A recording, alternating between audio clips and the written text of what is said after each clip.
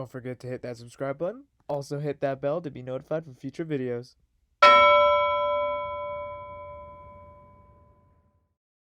Hey, what is up guys? Welcome back to another video. Today we're not working on our traditional 1/64 scale car. Today we were working on a pretty much foreign Lego set that my girlfriend got me for my birthday. So this is a small series I wanted to put together for you guys.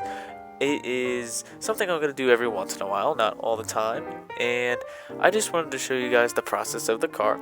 So I got the car about maybe 6 months ago, and it's been an on and off occurrence, and I decided since I started my YouTube channel here, I wanted to present this and show you guys it. So there's not going to be much of me talking today because it is literally me just putting Legos together. But there's nothing wrong with that because there's a lot to enjoy. The video is sped up because there is I think I have an hour and a half of footage for you here, but I brought it down to 6 minutes. Again guys, if you do enjoy this, please let me know down in the comments and I will continue this little series. I just wanted to wish you guys a happy holidays and a happy new year. I hope everyone is well and safe, and we'll see you guys next week with another car video. Take care guys.